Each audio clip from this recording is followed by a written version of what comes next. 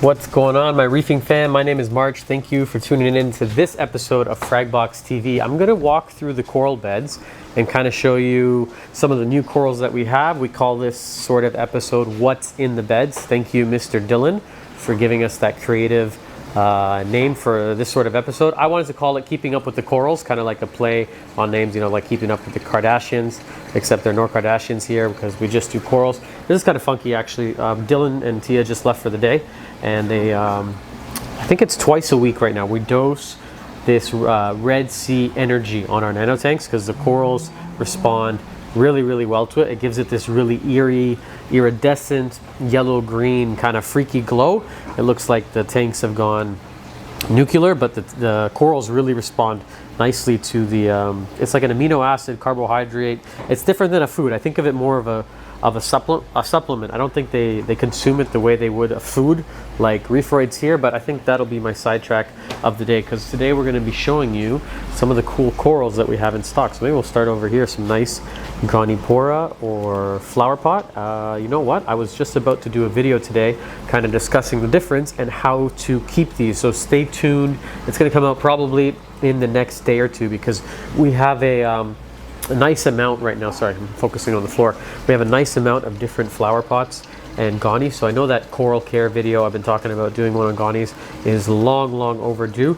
It's just I didn't have any real variety and I wanted to have kind of more in stock to show off and talk about and kind of showcase throughout the video. So it's going to double up, I guess, when I go ahead and shoot that one. But lots of different varieties and colors. This one's just incredible. So you have kind of like your long tentacle one, like these, and then a more short tentacle or even encrusting variety. They don't come out as dramatic, but I find these ones get much nicer color. These are kind of like your standard vibrant green, and I'm not trying to make you dizzy when I move the camera. I know some people comment below, but these are your green varieties, and these purple and blue ones are pretty cool too. But yeah, I'm going to get back to those in another video. Oh, the red ones, sorry, I missed these. These are probably one of the nicest. Really cool red. Doesn't really get much deeper red, kind of reddy pinkish for a coral than the gonnies. They're really saturated. These I haven't had in a long time. These are quite nice. These are like the long tentacle Japanese toadstool. So they're a little bit smaller. They're like frag size, but as they get bigger, the tentacles come out almost the length of a torch. They're really unique. Speaking about unique fish, stop fighting. These, what's the name of this? Crap. It's gonna come to me in a second. Acropora. This is a very strange coral.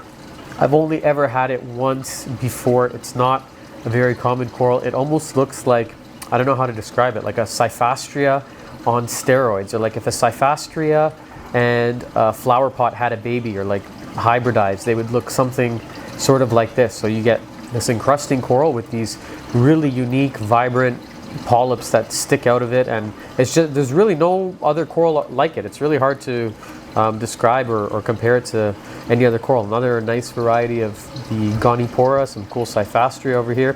These also haven't had in a while. These are TNT and acropora. So you get, and acropora, not acropora. It looks like an acropora, it looks like an SPS, but it's not. It's a lot easier to grow and keep.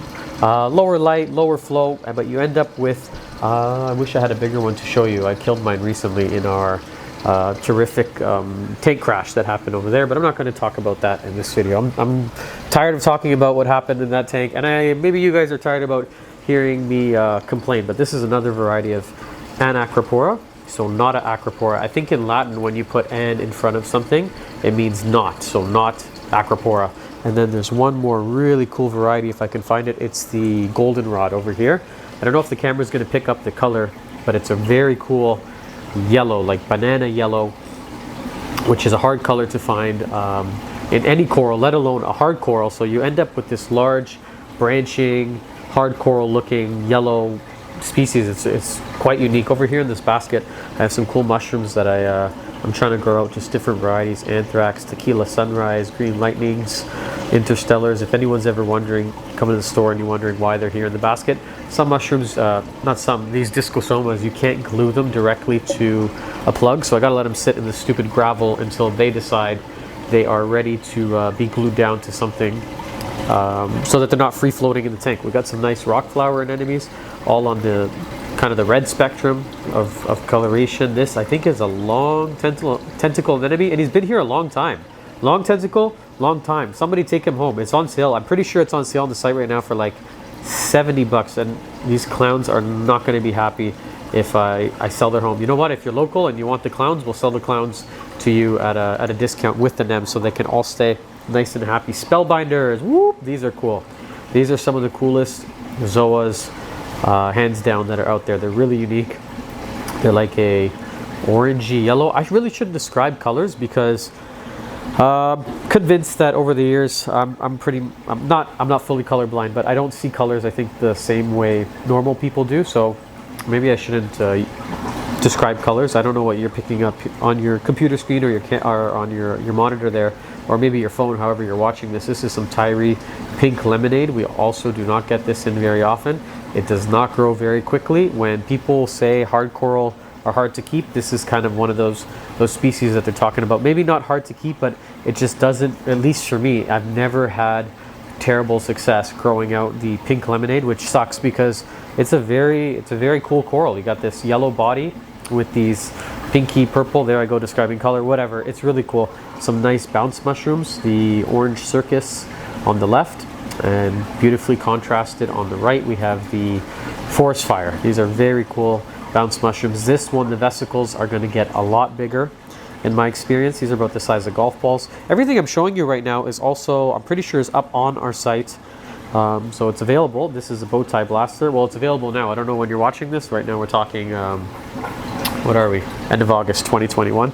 These are some zoas that somebody locally brought back and didn't charge us for. It was very nice of them to help get our farm re-going after our little incident we had. So that was very kind of him. Just brought them back. He grew them out. Looks like there's some purple monsters. Undoubtedly there's some utter chaos. Orange oxide, maybe tiger eyes, that go by a few different names. Not sure what these are, but they're pretty cool. Some other very nice rhodactis mushrooms, kind of like, sort of look like the what do they call them, like Tonga mushrooms, but not quite.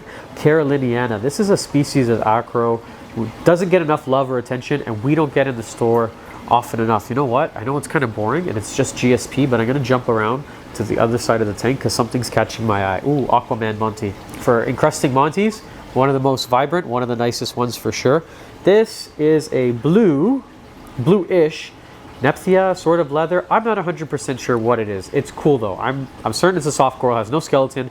If there's any coral fanatics out there that can maybe help me better ID exactly what this is, I think I was just calling it up until now like blue Kenya tree, because it looks like Kenya. Doesn't grow as fast, which is a shame because it's really nice. But if you know the exact species of what this is, that'll be, I guess, question of the day. Help a brother out over here. We do not know everything at Fragbox, even though sometimes it sounds like we might. We do not. This is a Galaxia. Very cool coral. Definitely needs some room. You see how we've given it nice amount of space, because when he sends out his sweepers, there ain't nothing going to stop this guy. It's a very powerful coral. Somebody locally actually asked for a Galaxia calling. This is kind of a funny story. And we usually sell frags. It's a very cool coral. It's popular. We sell a lot of it. There's nothing like it. But he bought it, I believe, in order to kill... it was either zoanthids or GSP, something he added that became invasive in the tank.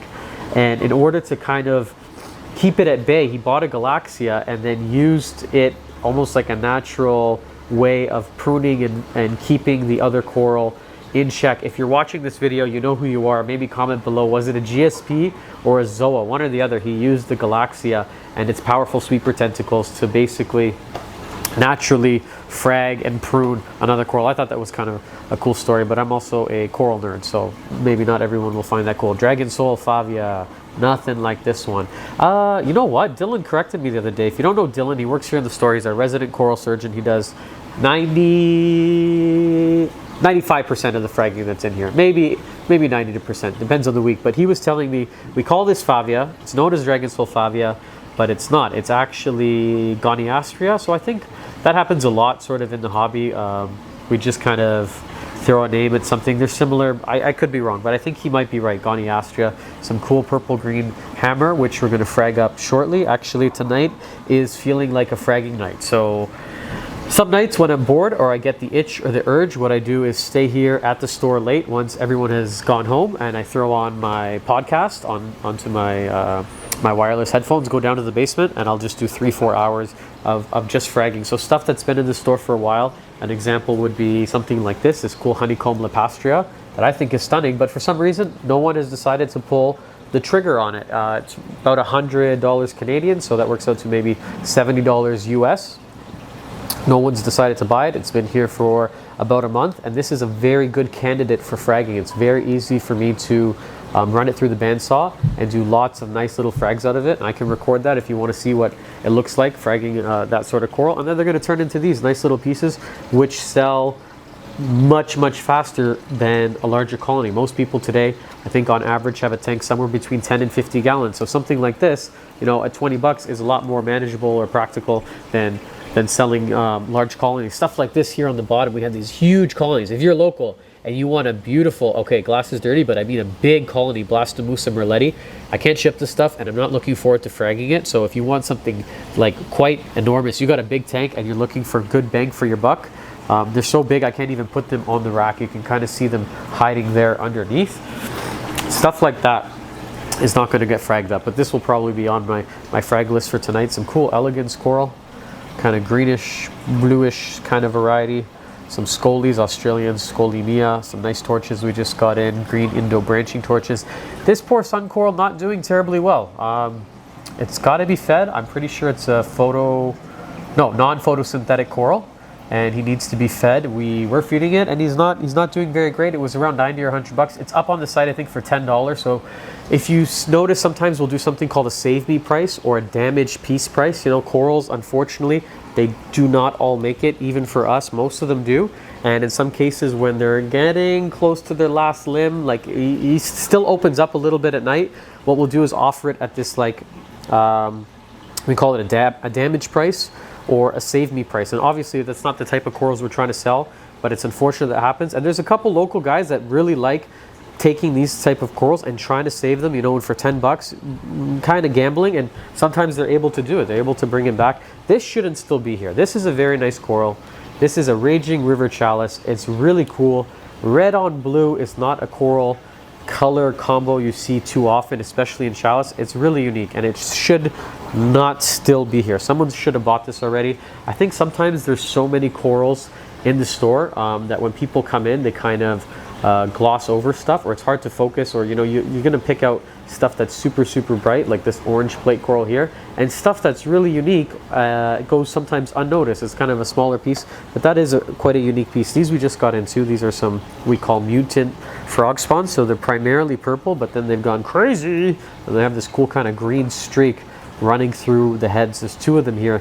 It's just an unusual piece. Usually frog spawns and hammers, we're going to see them with one standard what am I trying to say? Consistent color throughout the entire body. So like this one here, or like this one here. Not to say that these ones aren't nice. Actually, this is a frammer. This is not a frog spawn or a hammer. This is a hybrid. So this is what happens when Mother Nature gets freaky with it. It's two different coral species banged out into one, but usually just that consistent one color.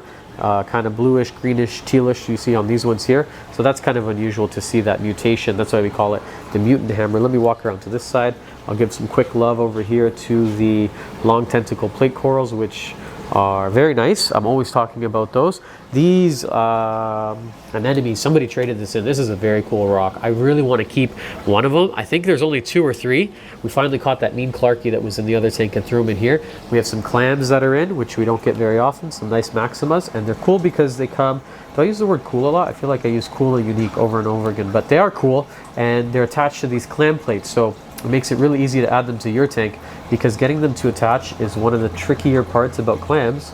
But these have been on here for months, so you don't have to worry, and you just add it to your tank, and he's got a nice strong foot and base, and that's it. You're off to the races with Mr. Clam there. The acros that we got in from Indonesia, before I could even really talk about them or photograph them, got gobbled up. 110 pieces. We're down to, I don't know, the last, it's kind of hard to see here with the T5, but not much left. You guys really love your acro, so those are gone. Oh, this Favia is crazy.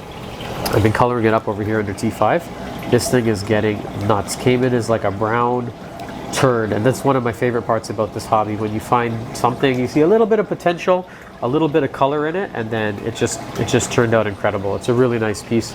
I'm probably gonna frag it up, keep a piece to grow out, give it a nice fancy name, something like that. Sometimes corals that are really, really unique, they're worth naming and recognizing the beauty in it. I was saying red and blue isn't too common, and it's definitely not common in an acanthophilia. This is what we're calling a Superman acantho. It's a nice size. So acanthophilia are beautiful.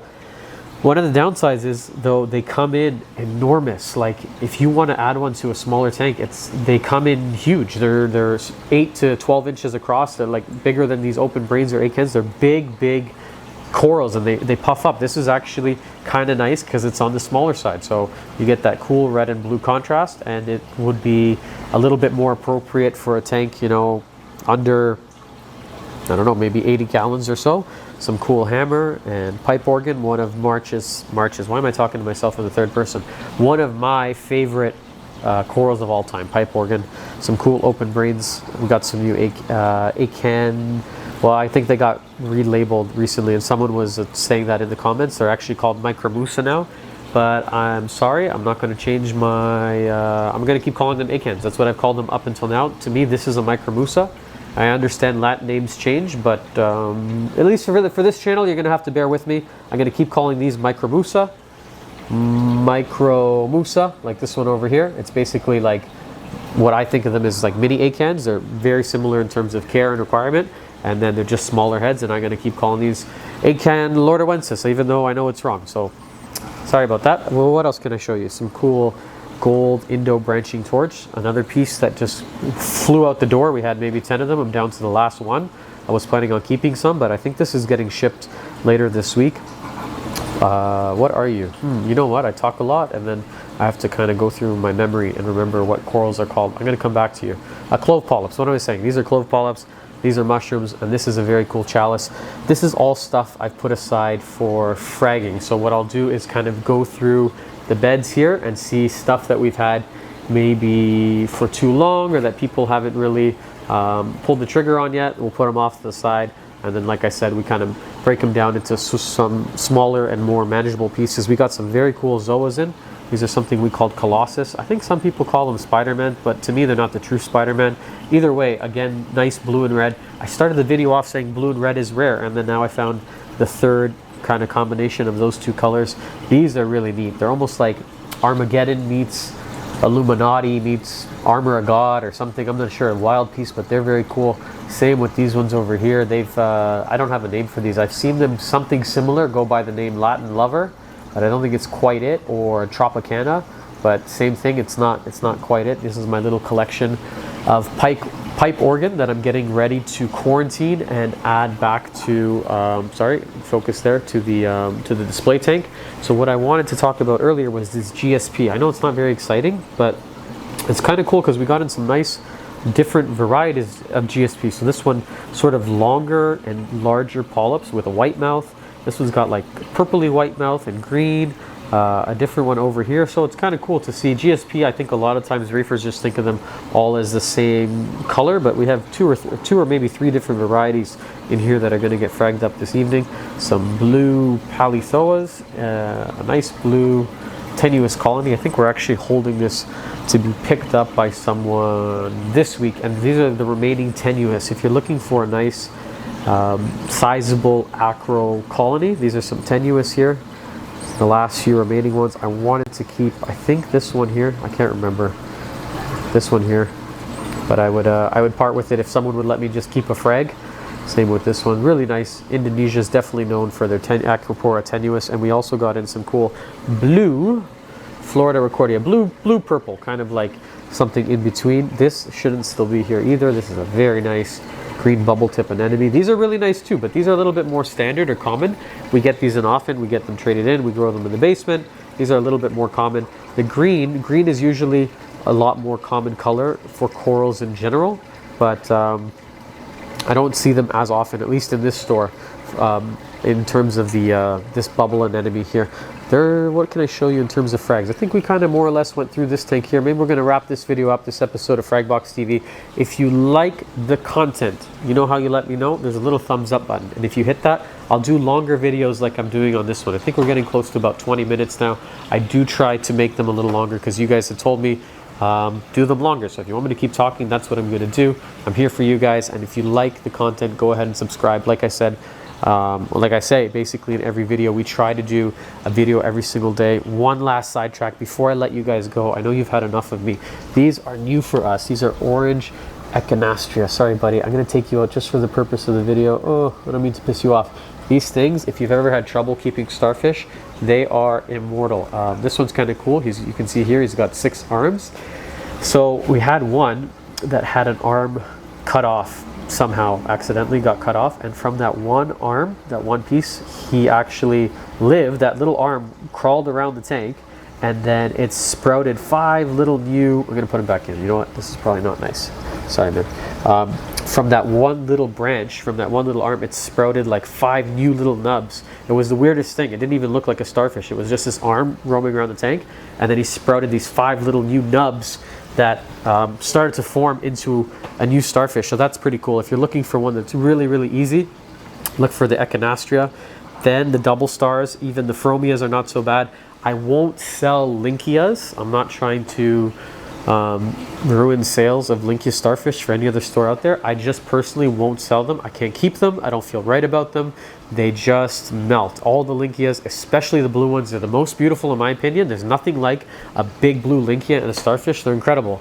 They look fake, like they're so blue.